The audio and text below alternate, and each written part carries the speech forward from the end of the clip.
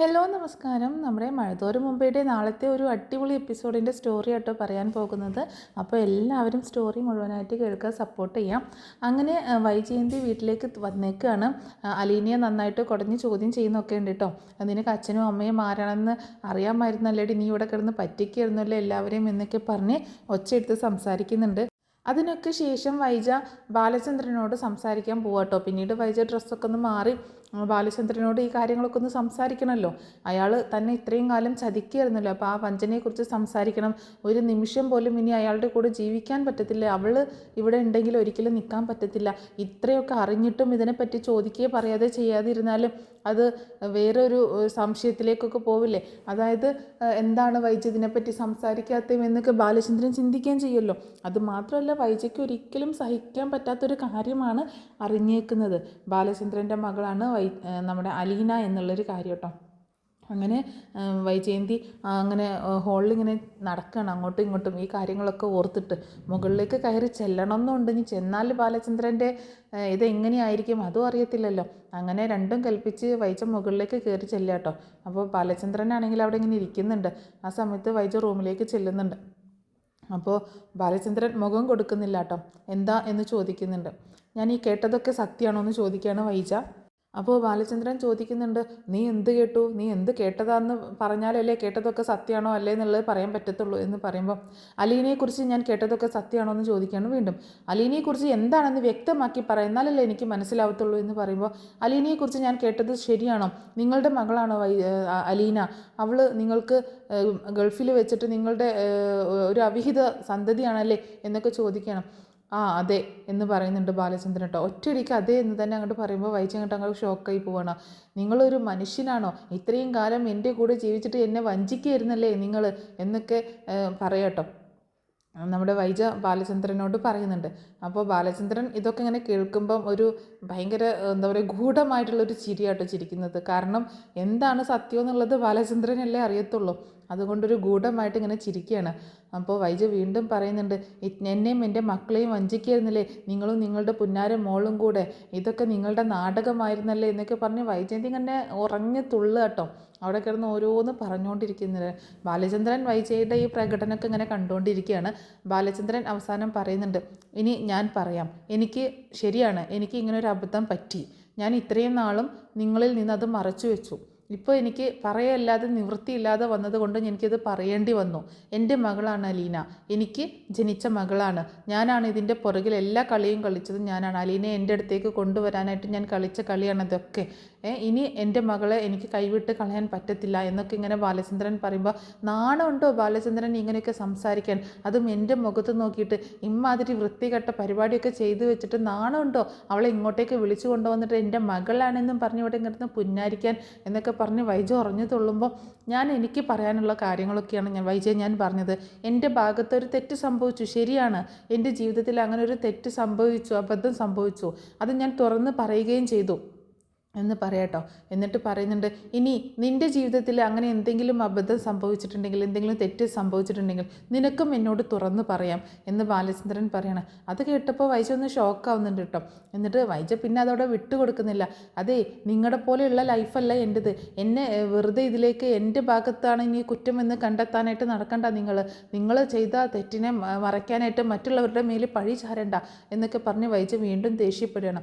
അപ്പോൾ ബാലചന്ദ്രൻ പറയുന്നുണ്ട്, കറക്റ്റ് വർഷവും തീയതിയും ഒക്കെ പറയുകയാണെങ്കിൽ ആരാണ് ശരിക്കും പൊട്ടനും പൊട്ടിയായതെന്നൊക്കെ നമുക്ക് നോക്കാം. അതായത് വൈജ പറയുന്നുണ്ട്, എന്നെ പൊട്ടിയാക്കണ്ട, നിങ്ങളെല്ലാം വളച്ചൊടിച്ച് സംസാരിക്കാൻ നല്ല മിടുക്കനാണെന്ന് എനിക്കറിയാമെന്നൊക്കെ പറയുമ്പോഴാണ് ബാലചന്ദ്രൻ പറയുന്നത്, ശരിക്കും കറക്റ്റ് വർഷവും ദിവസവും ഒക്കെ പറയുകയാണെങ്കിൽ നമുക്ക് ആരാണ് പൊട്ടനും പൊട്ടിയൊക്കെ ആയത് ആരാണെന്ന് കറക്റ്റ് മനസ്സിലാക്കാനായിട്ട് പറ്റും എന്ന് പറയുന്നുണ്ട് കേട്ടോ. അങ്ങനെ ആ സമയത്ത് വൈജയന്തി വീണ്ടും ദേഷ്യപ്പെടുകയാണ്. ഞാനും അവളും കൂടെ ഒരിക്കലും ഇവിടെ താമസിക്കാൻ പറ്റില്ല, ഇവിടെ നിൽക്കത്തില്ല എന്ന് പറയുമ്പോൾ, അത് എനിക്ക് അങ്ങനെ യാതൊരു നിർബന്ധവുമില്ല, നിങ്ങൾ രണ്ടുപേരും കൂടെ നിന്നോളണമെന്ന്. എനിക്ക് എൻ്റെ മകളെ എന്തായാലും വിട്ട് കളയാൻ പറ്റത്തില്ല എന്ന് പറയട്ടോ. നിങ്ങളൊരു മകളെയും കെട്ടിപ്പിടിച്ചിരിക്കുക, ഞാൻ ഇനി ഒരു നിമിഷം പോലും ഇവിടെ നിൽക്കത്തില്ല എന്ന് പറയുമ്പോൾ, നീ ഇവിടെ വിട്ട് പോകണമെന്ന് ഞാൻ ഒരിക്കലും പറയത്തില്ല. പക്ഷേ നീ ഇവിടെ ഉണ്ടായാലും ശരി ഇല്ലെങ്കിലും ശരി, എൻ്റെ മകളെ എനിക്ക് ഉപേക്ഷിക്കാൻ പറ്റത്തില്ല വൈജയ്. എൻ്റെ മകൾ എൻ്റെ കൂടെ തന്നെ ഉണ്ടാവും. നീ ഇവിടെ ഉണ്ടായാലും നീ ഇവിടെ നിന്ന് പോയി എന്ന് വിചാരിച്ചിട്ടും ഞാൻ അവളെ ഉപേക്ഷിക്കത്തില്ല, എൻ്റെ കൂടെ തന്നെ നിർത്തത്തുള്ളൂ. അതുകൊണ്ട് എന്ത് തീരുമാനം വേണമെങ്കിലും നിനക്ക് എടുക്കാം എന്ന് പറയണം. അപ്പോൾ വൈജയന്തി ദേഷ്യത്തോടു കൂടി തന്നെ പറയുന്നുണ്ട്, നിങ്ങളെ ഞാൻ കാണിച്ചു തരാം, ശരിയാക്കി തരാം, നിങ്ങൾ ഇതിനൊക്കെ അനുഭവിക്കാൻ പോകുന്നതേ ഉള്ളൂ എന്ന് പറയട്ടോ. അപ്പോൾ ബാലചന്ദ്രൻ പറയുന്നത്, ശരിക്കും ആരാണ് ഇതുവരെ അനുഭവിച്ചത്, ഇപ്പോൾ ആരാണ് അനുഭവിച്ചു കൊണ്ടിരിക്കുന്നത്, ഇനി ആരാണ് അനുഭവിക്കാൻ പോകുന്നത് എന്നൊക്കെ നമുക്ക് കണ്ടു തന്നെ അറിയണം എന്ന് പറയണം. അപ്പോൾ ബാലചന്ദ്രൻ്റെ ഓരോ സംസാരത്തിലും ഇങ്ങനെ ഒരു കുത്തുന്നത് പോലെയുള്ള വാക്കുകളുണ്ട് കേട്ടോ. അത് കേട്ടപ്പോൾ വൈജയ്ക്ക് എന്തൊക്കെയോ പോലെ തോന്നുന്നുണ്ട്. എന്നിട്ട് വൈജ പറയുന്നുണ്ട്, ഒരു നിമിഷം പോലും ഞാൻ ഇനി ഇവിടെ നിൽക്കത്തില്ല, ഞാൻ പോവുകയാണ്, എന്നെ അന്വേഷിച്ച് വരണ്ട, ഞാൻ ഇനി ഇവിടെ നിൽക്കത്തില്ല, എനിക്ക് നിങ്ങളുടെ കൂടെ ജീവിക്കാൻ പറ്റത്തില്ല എന്നൊക്കെ പറഞ്ഞ് ഉറഞ്ഞു തൊള്ളിയും കൊണ്ട് തന്നെയാണ് വൈജയന്തി റൂമിൽ നിന്ന് ഇറങ്ങി താഴേക്ക് ചെല്ലുന്നത് കേട്ടോ. അങ്ങനെ ഭയങ്കര ദേഷ്യത്തോട് കൂടിയിട്ടാണ് താഴേക്ക് ചെല്ലുന്നത്. താഴേക്ക് എത്തുന്ന സമയത്ത് അലീന അവിടെ നിൽക്കുന്നുണ്ട് കേട്ടോ. അലീനയെ കണ്ടതും ദേഷ്യം ഇരട്ടിക്കുകയാണ്. നീ വാഴടി ഇവിടെ, നീ വാഴ്, നീയും നിൻ്റെ അച്ഛനും കൂടി ഇവിടെ വാഴ്, ഞാൻ പോവുകയാണ്, എൻ്റെ മക്കളെയും ഞാൻ കൊണ്ടുപോകും, തൽക്കാലം ഞാൻ ഇപ്പോൾ കൊണ്ടുപോകുന്നില്ല, എൻ്റെ മക്കൾ എൻ്റെ കൂടെ വരും, നീ ഇവിടെ കിടന്ന് വാഴ്, നീ റാണിയോ രാജ്ഞിയോ എന്ത് വേണമെങ്കിലും ആയിട്ട് ഇവിടെ ജീവിക്കേ, നിൻ്റെ അടിമയായിട്ട് നിൽക്കാനൊന്നും എനിക്ക് പറ്റത്തില്ല, എൻ്റെ മക്കളെയും കിട്ടത്തില്ല, ഞാനും എൻ്റെ മക്കളും ഇവിടെ നിന്ന് പോകും, ഞാൻ ഇപ്പം തന്നെ പോവുകയാണെന്ന് പറഞ്ഞ് ഉറഞ്ഞു തൊള്ളിയും കൊണ്ടാണ് വൈജ റൂമിലേക്ക് കയറി പോണേ കേട്ടോ. അങ്ങനെ അലീന ഇതിനിപ്പോൾ എന്ത് ചെയ്യും, എന്താപ്പാ ചെയ്യേണ്ടതെന്ന് അറിയാത്തൊരവസ്ഥയിൽ ഇങ്ങനെ നിൽക്കുകയാണ്. പിന്നീട് അലീന റൂമിലേക്ക് ചെല്ലുന്നുണ്ട് കേട്ടോ. അങ്ങനെ റൂമിലേക്ക് ചെല്ലുന്ന സമയത്ത് അവിടെ ഇരുന്നിങ്ങനെ ആലോചിക്കുകയാണ്, എന്താ ഇപ്പോൾ ചെയ്യുക, ഇനിയിപ്പോൾ എന്ത് ചെയ്യും എന്നൊക്കെയുള്ളൊരു ആകെയുള്ളൊരു വിഷമാവസ്ഥയിലാണ് അലീന നിൽക്കുന്നത് കേട്ടോ. അങ്ങനെ അതേസമയം വൈജയന്തി ആണെങ്കിൽ പെട്ടെന്ന് ഡ്രസ്സൊക്കെ മാറി കാർ എടുത്തുകൊണ്ട് ചീറിപ്പാഞ്ഞ് പോവുക കേട്ടോ. വണ്ടി എടുത്തുകൊണ്ട് ചീറിപ്പാഞ്ഞ് പോകണം. അപ്പോൾ വൈജ കാറെടുത്ത് പോണതൊക്കെ ഇവിടുന്ന് അറിയുന്നുണ്ട്. അപ്പം കൃഷ്ണയാണെങ്കിലും ബബിതയാണെങ്കിലും വന്നിട്ട് അമ്മ പോവല്ല അമ്മ എന്നൊക്കെ പറഞ്ഞ് വരുമ്പോൾ, മാറി നിൽക്കാൻ അങ്ങോട്ട്, നിങ്ങൾ നിങ്ങളുടെ അച്ഛൻ്റെ കൂടെ ജീവിക്കുക, എൻ്റെ കൂടെ വരാൻ താല്പര്യമുണ്ടെങ്കിൽ ഞാൻ വിളിക്കും, അന്നേരം എൻ്റെ കൂടെ വന്നേക്കണം എന്നൊക്കെ പറഞ്ഞ് ദേഷ്യപ്പെട്ടുകൊണ്ടാണ് പോകുന്നത്. കൃഷ്ണൻ പറയുന്നുണ്ട്, അമ്മ പോവല്ലേ എന്നൊക്കെ പറഞ്ഞിട്ടൊന്നും നിൽക്കുന്നില്ല. വൈജയന്തി ദേഷ്യത്തോട് കൂടിയിട്ട് കാറെടുത്ത് ചീറിപ്പാഞ്ഞ് പോവാണ്. അതേസമയം വീട്ടിലാണെങ്കിൽ കൃഷ്ണയും അതുപോലെ ബബിതയും ഒക്കെ ആകെ വിഷമത്തിലാട്ടോ. ഇതിനിപ്പോൾ എന്താ സംഭവിക്കുക എന്നുള്ളൊരു ആകെ ഒരു വിഷമാവസ്ഥയിലാണ് നിൽക്കുന്നത്. അങ്ങനെ ബാലചന്ദ്രനാണെങ്കിൽ ഇതൊന്നും അറിയുന്നില്ല കേട്ടോ. ബാലചന്ദ്രൻ കിടന്നുറങ്ങിയിട്ടുണ്ട്. വൈജയന്തി പോവുകയോ പോവാതിരിക്കുക അതൊന്നും അയാളെ ബാധിക്കുന്ന ഒരു വിഷയമേ അല്ലാതായി മാറിയേക്കട്ടോ. അങ്ങനെ പിന്നീട് കാണിക്കുന്നത് അലീനയാണെങ്കിൽ ഇതൊക്കെ ഇങ്ങനെ ആകെ വിഷമിച്ച് ഇങ്ങനെ ഇരിക്കുക കേട്ടോ. അതേസമയം നമ്മുടെ രോഹിത് നേരെ അലീനയുടെ റൂമിലേക്ക് കയറി ചെല്ലുന്നുണ്ട് കേട്ടോ. എന്നിട്ട്, നീ കാരണടി എൻ്റെ അമ്മ പോയത്, നിന്നെ ഞാൻ ശരിയാക്കി തരാടി എന്നൊക്കെ പറഞ്ഞുകൊണ്ട് വീണ്ടും അലീനയെ ഭയങ്കരമായിട്ട് ഉപദ്രവിക്കാനൊക്കെ നിൽക്കുമ്പോൾ അലീന പെട്ടെന്ന് തന്നെ അവനെ തടയാൻ വേണ്ടിയിട്ട് അവിടെയുള്ളൊരു കുപ്പി പൊട്ടിച്ചിട്ട് അടുത്തേക്ക് വന്ന കുത്തി കൊല്ലും എന്ന് പറഞ്ഞുകൊണ്ട് ഒച്ചെടുക്കുകയാണ്. അപ്പോൾ ആ ശബ്ദം കേട്ടിട്ട് കൃഷ്ണമോൾ അലീനയുടെ റൂമിലേക്ക് വരുന്നുണ്ട് കേട്ടോ. അപ്പോൾ അലീനയുടെ റൂമിലേക്ക് വരുമ്പോൾ കൃഷ്ണ കാണുന്നത് ഇങ്ങനെ രോഹിത്തിൻ്റെ നേരെ ഇങ്ങനെ കത്തി ചൂണ്ടി നിൽക്കുന്ന നമ്മുടെ അലീനയാണ്. അപ്പോൾ എന്താ രോഹിത്തേട്ടൻ ഈ ചെയ്യുന്നത്, രോഹിത്തേട്ടൻ്റെ ഈ പ്രവൃത്തിയൊന്നും നല്ലതല്ല കേട്ടോ, ഇതൊക്കെ ആകെ മോശമാണ് എന്നൊക്കെ പറയുമ്പോൾ, ഇവള് കാരണാടി എൻ്റെ അമ്മ ഇവിടെ നിന്ന് പോയത്, നിനക്ക് അമ്മ പോയതിൽ യാതൊരു വിഷമവും ഇല്ലല്ലോ, ഇവളെ ഞാൻ കൊല്ലും എന്നൊക്കെ പറയുമ്പോൾ രോഹിത്തേട്ടൻ ഇപ്പോൾ പോയിക്കേ എന്ന് പറഞ്ഞിട്ട് അങ്ങനെ പറഞ്ഞയക്കാം കേട്ടോ. അതേസമയം വൈജയന്തി ആണെങ്കിൽ കാർ ഓടിച്ചിങ്ങനെ പോയിക്കൊണ്ടിരിക്കുകയാണ്. അപ്പോൾ കാറിങ്ങനെ ഭയങ്കര സ്പീഡിലാട്ടോ പോയിക്കൊണ്ടിരിക്കുന്നത്.